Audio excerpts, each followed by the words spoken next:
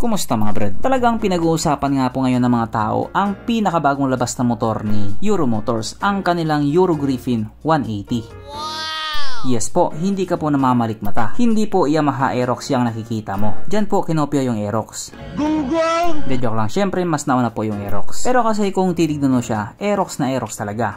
Upgraded na Aerox. Kung dati nga po, pag nakakita tayo ng motor na magkakamuka, big deal na agad yun sa kanila. Samantalang sa ngayon, deal or no deal na lang talaga.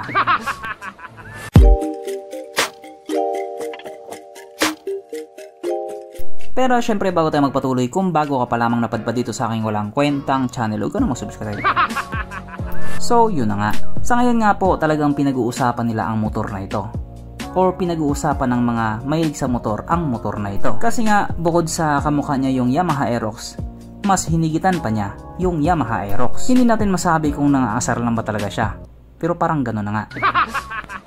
Yung tipong nangopya ka lang doon sa katabi mo pero mas mataas pa yung score mo. Parang ganun nga po yung nangyari sa kanya. Pero syempre dahil nga po tanggap na ng mga tao yung mga ganong klaseng pangyayari, si Lord na lang bahala sa kanila. Sa dinami-dami nga po ng mga motor na nilabas na kasabayan niya, isa talaga ito sa mga nag-stand out. Doon pa nga lang po sa teaser na ginawa ni Euro Motors, talagang hindi na mapakali yung mga walang pambili. Isa na ako doon. At ngayon nga pong nilabas na siya, talagang topic siya ngayon ng mga tao. Lalong-lalo na nga po doon sa mga naka Yamaha Aerox. Hindi naman daw sila galit. Konti lang daw. Sipin mo yun, yung Aerox mo 155cc lang tapos naka drum brake pa sa likuran. Samantalang itong Euro Griffin 180cc na naka disc brake pa sa likuran. Kaya dahil dyan, pag-usapan na naman natin kung ano bang meron sa motor na ito at kung gaano nga ba talaga siya kaganda. So ito nga po ang pinakabagong Euro Griffin 180 na mayroong 180.4 cubic centimeter engine displacement, 4-stroke single cylinder, single overhead cam with 4 valves. Matindi. Naka-electronic fuel injected at syempre ito po ay naka-liquid cool. Kaya hindi po siya panis sa Honda Click 125. Ang kanyang operation ratio 11.7:1. Pagdating naman po sa kanyang power, dito po ay mayroong 17.4 horsepower, 8,250 RPM, 15.7 Nm torque at 6,500 RPM. At dahil nga po kalalabas pa lamang sa motor na ito, wala pa po tayong idea pagdating sa kanyang top speed. Pero dahil nga po nandito na siya sa Pilipinas, panigurado mabilis yan.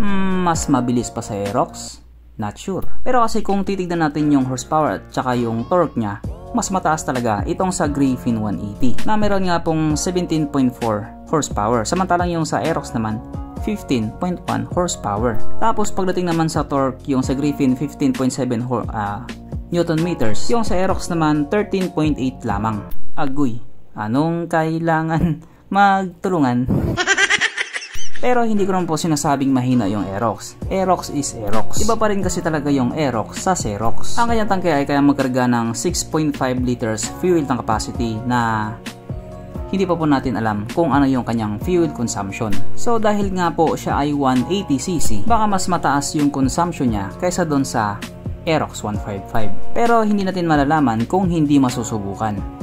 Kaya subukan nyo na. At regarding nga din po sa kanyang tank capacity na 6.5 liters, marami po ang nagre-reklamo dito. Medyo may kaliitan daw. Kasi yung kasabayan nga po niya nilabas na Euro Easy 125, 6.5 liters din yon. Take note, 125cc po yun. Tapos ito 180cc, tapos 6.5 liters lang. Pero kung ikukumpara naman natin doon sa Aerox, mas malaki po ito ng 1 litro.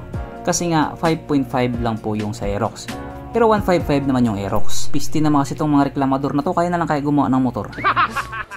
Ang sukat ng kanyang gulong 100/80/14 sa harap at 120/70/14 naman sa likuran. At pares nga po itong naka-tubeless. Pagdating naman po sa kanyang braking system, ito po ay naka-disc brake sa harap at disc brake din po sa likuran. At ang malupit nga po dito, wala po siyang ABS. Pero meron naman siyang CBS or combi brake system. Tsaka okay na rin yun. Doon pa lang sa pagiging disc brake niya sa harapan at disc brake sa likuran, panalong-panalo na po yun. Yung Aerox kasi, basta, baka magalit na naman sila. Ang kanyang seat height, wala po silang sinabi sa sukat nito. Pero sa tingin ko kasing taas lang din ito doon sa Aerox. Pero kung makikita nyo din naman, naka-camel back seat na po siya. O diba? Upgraded talaga. Pag nagpagawa ka din kasi ng ganyan, yung camel back seat na yan, mahal din yan. Tapos kakalmutin lang ng pusa. Mapunta naman po tayo sa iba pa niya mga features. So ang ilaw nga po sa motor na ito naka full LED na po. Pero ang malupit nga po dito, anong tawag dito? Naka LED projector po siya. Kaya expect na rin natin na malakas talaga yung buga ng ilaw niya. Tsaka pogi din talagang tignan. Premium na premium. Ang kanyang gauge panel nga po, makikita nyo, naka-colored LCD display na po ito. Tsaka kapag nakapatong ka dyan, para lang talagang Aerox na upgraded na nagpalit ng gauge panel. At isa pa nga po sa malupit dito sa motor na ito, naka-keyless na po siya. Yes po, naka-smart key system na po siya. Kaya hindi ka nagagamit ng susi. Papindot pihit ka na lang. At syempre hindi po mawala sa motor na ito ang kanyang USB charging port na para kahit saan ka nga po magpunta hindi ka na mangangamba na baka malobat yung cellphone mo kasi nga manonood ka pa ng Cornhub. At nandito na nga po tayo sa exciting na part, ang kanyang mga suspension. So sa harapang bahagi nga po ito ay ginamitan ng telescopic fork at sa likuran naman ito po ay gumagamit ng dual shock absorber na may sub-tank na ayon nga po sa mga taong naka-test ride dito sa motor na ito, maganda ang bounce.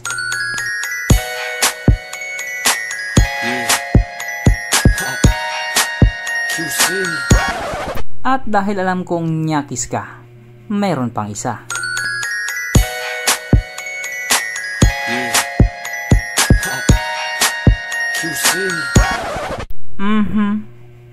Panigurado, wala na namang nalungkot.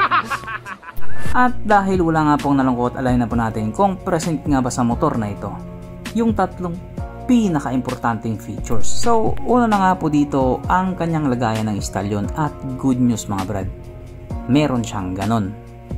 Meron siyang lagayan ng istalyon. Kaso lang, wala po siyang sabitan ng pulutan. At oras na nga po para sa ating Red Horse check, ang pinaka-importanting feature sa isang motor. At ayon nga po sa aking masusing pag-aanalisa, ang motor na ito ay kayang magkarga ng isang kahong Red Horse at kasya pa isang kahon sa kanyang underseat compartment.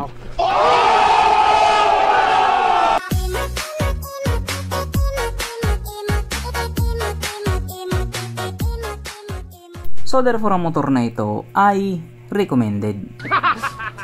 At ito na nga ang pinakamalaking tanong or pinakatanong ng mga tao ngayon, kung magkano nga ba itong Euro Griffin 180. At siya nga po ay nagkakahalaga ng hindi ko po alam. Hindi pa po kasi nila sinabi kung magkano yung presyo. Pero pwede ka na mag-pre-order sa kanila. Siguro kung ikaw mismo mag-inquire dun sa kanila, sasabihin nila yung presyo. Parang may naaamoy ako. Ganun na ganun din yung dati, yung Yamaha Fatsu 125. Yung sobrang hype na hype siya nung mga time na yun. Pag nagtanong ka ng how much, sabihin sa'yo, PM cent. PM is the key. Baka patong is the key.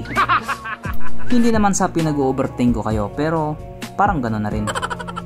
Pero hindi naman din siguro papantay sa presyo ng Yamaha Aerox yan, kahit sabihin natin 180cc siya. Kasi kapag nangyari na ganun na talaga yun. So hanggang dito na lang muna mga brad, kung may gustong sabihin or gustong idagdag doon sa mga sinabi ko, mag-comment ka na lamang sa baba. Okay, bye.